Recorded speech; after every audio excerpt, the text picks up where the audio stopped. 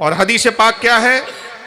وان عمر ابن الخطاب رضی اللہ تعالیٰ عنہ، حضرت عمر ابن خطاب رضی اللہ تعالیٰ عنہ سے روایت ہے، وہ کہتے ہیں قال سمعت رسول اللہ صلی اللہ علیہ وسلم یقول، حضرت عمر ابن خطاب رضی اللہ تعالیٰ عنہ فرماتے ہیں کہ میں نے اللہ کے رسول صلی اللہ تعالیٰ وسلم کو کہتے ہوئے سنا کہ آقا نے ارشاد فرمایا سألت ربی عن اختلاف اصحابی من بعدی،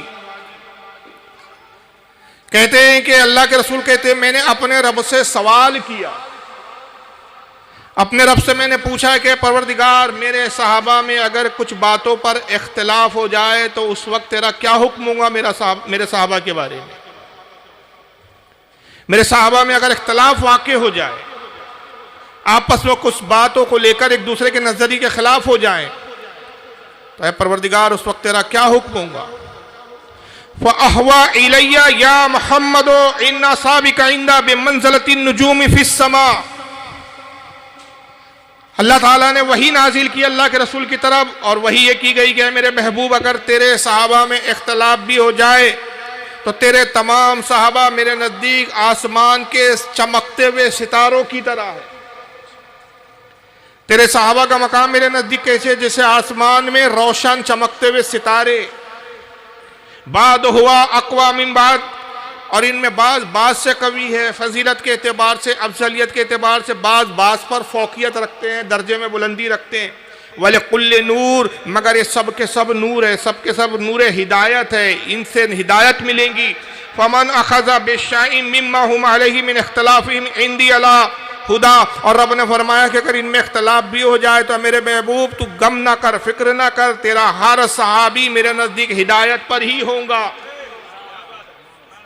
ان میں اگر آپس میں کچھ بات پہ اختلاف ہو جائے تب بھی وہ کس پر ہوں گے؟ ہدایت پر ہوں گے۔ اور پھر آقا فرماتے ہیں قال رسول اللہ صلی اللہ علیہ وسلم، حضرت عمر کہتے ہیں پھر آقا نے اس کے بعد یہ جملے ارشاد فرمائے اصحابی کان نجوم فبأیہم اقتدیتم، آقا نے کہا لوگوں آگاہ ہو جاؤ، میرے صحابہ ستاروں کی مانند ہے، ان میں سے تم جس کی بھی پیروی کرو گے ہدایت پالو گے، جس کی بھی اتباع کرو گے تم ہدایت یافتہ ہو جاؤ گے، کامیاب ہو جاؤ گے۔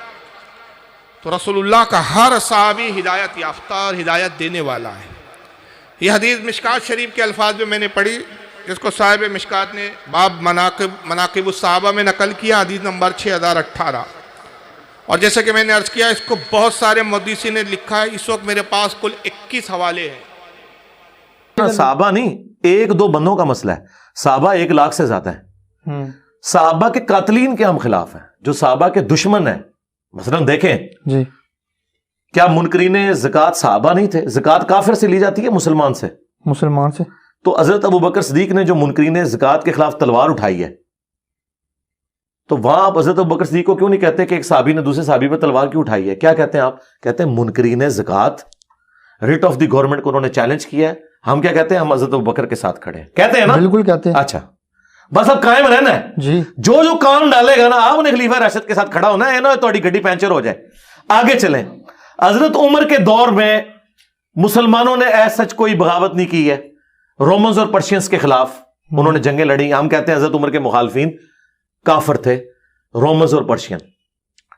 اس سے آگے چلیں، حضرت عثمان غنی رضی اللہ تعالیٰ کے دور میں جو ان کے خلاف بلوائی کھڑے ہوئے، ہم انہیں بلوائی کہتے ہیں، اگرچہ ان میں صحابہ اور تابعین شامل ہیں، لیکن ہم حضرت عثمان کو حق پہ مانتے ہیں کہ ان کو اس طریقے سے شہید نہیں کرنا چاہیے تھا، پروٹیسٹ کو جس لیول پہ وہ لے گئے۔ کیونکہ بخاری میں آتا ہے وہ نمازیں پڑھاتے تھے مسجد میں، حضرت عثمان نے کہا ان کے پیچھے نمازیں پڑھو۔ اگر وہ یہودی ہوتے تو حضرت عثمان کہتے کہ ان کے پیچھے نماز پڑھو، اس کا مطلب وہ مسلمان تھے۔ صحیح بخاری 695 نمبر حدیث ہے۔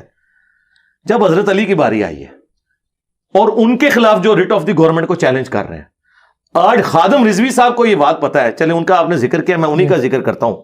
خادم رضوی صاحب کو تو یہ بات پتا ہے کہ ختم نبوت کے ایشو پہ، جس کو میں اینٹی قادیانی ایشو کہتا ہوں، ختم نبوت تو وہ ہے جو چشتی رسول اللہ اشری رسول اللہ کو بھی غلط کہے، ختم نبوت کے ایشو پہ میں نے دھرنا جا کے اسلام آباد دینا ہے۔ لیکن حضرت علی کے جو مخالفین تھے وہ بجائے مدینہ شریف آ کے حضرت علی سے قصاص سے عثمان کو ڈیمانڈ کرنے کے، وہ خود کوفے اور بصرے میں چلے گئے ہیں جنگ لڑنے کے لیے۔ جب اس طرح کوئی ریٹ آف دی گورنمنٹ کو چیلنج کرے گا تو حضرت علی نے ان کے خلاف تلوار اٹھائی، اور احادیث میں نبی اسلام نے بشارت دی تھی المستدرک للحاکم میں، مسند احمد میں، کہ جس طرح میں نے کافروں کے خلاف تلوار اٹھائی ہے نا، تم میں ایک ایسا شخص بھی ہے جو مسلمانوں کے خلاف تلوار اٹھائے گا. حضرت ابوبکر نے کہا انا یا رسول اللہ. آپ نے فرمایا نہیں، کیونکہ صحابہ تو اس کو آنر فیل کر رہے تھے کہ ہم بھی حضور کی سیٹ پہ بیٹھ کے یہ کام کریں گے. حضرت عمر نے کہا انا. آپ نے فرمایا نہیں، بلکہ وہ شخص جو میری جوتیاں گانٹ رہا ہے. اور مولا علی جوتیاں گانٹ رہے تھے. نبی علیہ السلام پہلے کہہ کے گئے ہیں کہ مولا علی نے میرے بہاف کے اوپر مسلمانوں پہ تلوار سونتنی ہے. سورہ الحجرات کی آیت کے تحت کہ جب مسلمانوں کا گروہ باغی ہو جائے اس کے خلاف قتال کرو. وہ کافر نہیں، باغی. جب ان کی باری آتی ہے تو کہتے ہیں اپنی زبانیں بند رکھیں. جس دن یہ منکرین زکات کے خلاف اپنی زبانیں بند کر لیں گے، یہ حضرت عثمان کے مخالفین کے خلاف ان کو بلوائی کہنا چھوڑ دیں گے. یہ میں الزامی جواب دے رہا ہوں. ویسے اس دن ٹھیک ہے ہم بھی حضرت علی کے مخالفین جو ہے نا ان کے بارے میں اپنی زبان بند کریں گے، لیکن یہ کبھی ہوگا نہیں انشاءاللہ تعالی. اس کی وجہ یہ ہے کہ جس کے خلاف میرے نبی نے ارشاد فرمایا کہ عمار کو باغی جماعت قتل کرے گی، عمار انہیں اللہ کی طرف بلائے گا، وہ دوزخ کی طرف بلا رہی ہوگی. میں اپنے نبی سے کیسے ٹکر لے لوں؟ صحیح بخاری 2812. لیکن وہ تو یہ کہتے ہیں کہ جی جو عمار بن یاسر رضی اللہ تعالیٰ عنہ کو باغی جماعت قتل کرے گی، وہاں پہ بات یہ ہے کہ رافضی کچھ شامل تھے اس جنگ میں. اب آپ جن کا نام لیتے ہیں وہ کہتے ہیں جی ان کو تو انہوں نے قتل کر دیا. وہ بھی کہتے ہیں یہ اسی طریقے سے کہانی ہے جو بغلوں میں بت رکھ کے آتے تھے. مسند احمد میں موجود ہے. ابو الغادیہ ایک صحابی تھے صلح حدیبیہ کے، انہوں نے عمار کو قتل کیا. وہ تو خود روتے تھے مجھ سے عمار کا قتل ہو گیا. آپ کہاں سے وکالت کر رہے ہیں؟ حدیبیہ میں تو ان کا شجر کے نیچے ہاتھ وہی بیعت ہوئی تھی. جی وہ تو جنتی ہو گیا. جی وہ جنت کی بشارت ملی نا، لیکن اس کے بعد ان سے غلط کام ہوا نا. وہ خود روتے تھے. کاش جو آپ مجھے مشورہ دے رہے ہیں آپ بھی ابو الغادیہ کو تسلی دیتے کہ حضرت کیوں رو رہے ہیں، آپ تو صحابہ شجرہ میں ہیں. لیکن وہ روتے تھے کہ چونکہ حضور نے فرمایا کہ عمار کا قاتل اور مال لوٹنے والا جہنم میں ہے، وہ روتے تھے کہ میرے اوپر یہ وعید فٹ ہو جائے گی. لیکن آپ ایک حدیث بیان کرتے ہیں، مجھے وہ ایگزیکٹ یاد نہیں ہے، اس کے اندر ایک جملہ ہے کہ وہ جب سر لے کر آتا ہے تو لوگ کہتے ہیں کہ ایک بندہ کہتا ہے میں نے قتل کیا، دوسرا بندہ کہتا ہے میں نے قتل کیا. اب شبہات تو یہ پیدا ہو گئے. نہیں شبہات ہی پیدا ہوئے. وہ ایک جھوٹ بول رہا تھا نا انعام لینے کے لیے. وہ انعام لینے آئے تھے نا. تو آپ کو کیسے پتا؟ نہیں وہ یہ دنیا میں ایسا ہی ہوتا ہے کہ جب آپ حکمران کے سامنے، اب مجھے بتائیں آپ کے سامنے کو عمار بن یاسر کا سر لے کے دو بندے آئے، نعوذ باللہ. آپ تو بھی نعوذ باللہ پڑھ رہے ہیں. اس نے نہیں نعوذ باللہ پڑھا جس کے سامنے وہ سر لے کے آئے تھے. اس کو بھی نعوذ باللہ پڑھنا چاہیے تھا نا. تو وہ ایک کہہ رہا ہے کہ سر میں نے مارا ہے، دوسرا کہہ رہا ہے میں نے مارا ہے. تو وہاں نعوذ باللہ پڑھنے والے ہمارے اسکول آف تھاٹ کے لوگ موجود تھے. عبداللہ بن عمر بن عاص، انہوں نے کہا کہ ایک دوسرے پہ ہی پھینکو. یہ جو حضرت معاویہ سے تم انعام لینے آئے ہو تم ایک دوسرے پہ ڈال دو، کیونکہ حضور نے فرمایا تھا عمار کو باغی جماعت قتل کرے گی اور عمار کا قاتل اور مال لوٹنے والا جہنم کی آگ میں ہے. یہ تو جہنم کما رہے ہو، تم انعام لینے آئے ہو، اللہ نے تو جہنم میں پھینکنا ہے جس نے عمار کو مارا ہے. تم بہتر یہ ہے کہ دوسرے پہ الزام لگاؤ. انعام لینے آئے تھے، انہیں تو پتہ ہی نہیں تھا کتنا سینسٹیو میٹر ہے. اچھا عبداللہ بن عمر عاص کے بارے میں بھی آپ کبھی کہتے ہیں جی وہ حضرت علی نے ان پہ قنوت نازلہ پڑھی. وہ عمر بن عاص پہ، عبداللہ بن عمر بن عاص جو ہے نا وہ تو الحمدللہ شیعہ علی تھے. ان کے بیٹے، ہاں ان کے بیٹے، ان کو تو سمجھ آ گئی تھی نا. ان کے بارے میں تو مسلم شریف میں 4776 نمبر حدیث ہے کہ ایک بندہ کہتا ہے کہ آپ ہمیں کہہ رہے ہیں امیر اطاعت کرو، اطاعت کی کرو امیر کی، اور آپ کے چچا کا لڑکا معاویہ ہمیں کہتا ہے ہم حرام خوری کریں، لوگوں کو ناحق قتل کریں، ہم اللہ کی بات مانیں. سورہ نساء آیت نمبر 29، یا آپ کے چچا زاد کی بات مانے. تو وہ سر جھکا کے تھوڑی دیر بعد کہتے ہیں کہ معاویہ کی اطاعت کرو ان کاموں میں جس میں اللہ اس کے رسول کے مطابق چلائیں، اور جس میں وہ خلاف چلیں تم اس کی مخالفت کرو. عبداللہ بن عمر بن عاص تو ماشاء اللہ تعالیٰ پوری گیم سمجھ گئے ہوئے تھے. انہوں نے کوئی میری ویڈیو نہیں دیکھ کے یہ بات کی. اگر انہوں نے ان لوگوں کی ویڈیوز دیکھی ہوتی تو کہتے ہیں کہ صحابہ کے بارے میں زبان بند کرو، کیونکہ وہ سوال کرنے والا تابعی تھا. لیکن انہوں نے کہا ان کو پتا چل گیا ابھی کام ڈلا ہوا ہے. یہ اگر حضور نے اپنی بیٹی کے بارے میں کہا کہ میری بیٹی فاطمہ بھی چوری کرے اس کے ہاتھ کٹیں گے، تو باقی کسی کی کیا مجال ہے؟ یہ بات کدھر جائے گی؟ خدا نے ازل میں دیکھا اپنا نبی کے ساتھیوں جیسا دل نہیں پایا، تو پھر یہ بات کدھر چلے جائے گی اگر ہم یہ چیزیں کریں گے؟ وہ ساتھی ہم مانتے ہیں نا، حضرت ابوبکر، عمر، عثمان و علی، مہاجرین ساتھی ہیں نا جی. یہ ساتھی ہیں نا. تو وہ قرآن نے بتا دیا کہ ساتھی 3 قسم کے ہیں. ٹھیک ہے قرآن جی سورہ توبہ کی آیت نمبر 100، 101 اور 102 کہ نبی اسلام کے جو ساتھی ہیں وہ 3 قسم کے ہیں.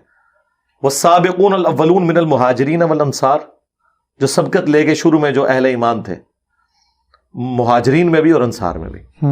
دوسرا فرمایا پکے منافق ہیں لیکن نمازیں پڑھتے تھے، جنہیں تم نہیں جانتے اللہ انہیں جانتا ہے، ایسے پکے منافق ہیں. وہ تو چھوڑ دیں وہ ہمیں نہیں پتا، ساتھیوں میں ہیں قانوناً وہ بھی صحابی ہیں.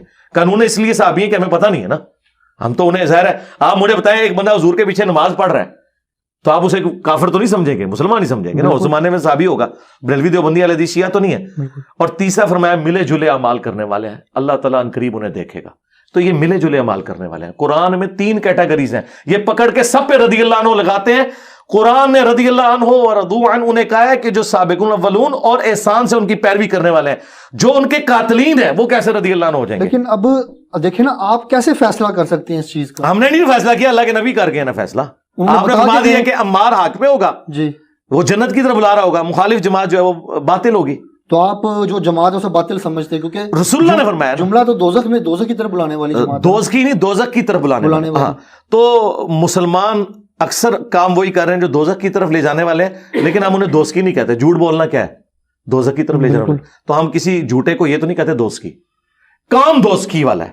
ظاہر خلیفہ وقت کے خلاف کھڑا ہونا, قرآن نے تو کہا تلوار سے ان کو سیدھا کرو جو خلیفہ وقت کے خلاف کھڑے ہوں, کیونکہ وَأُولِي الْأَمْرِ مِنْكُمْ کے تحت ہے.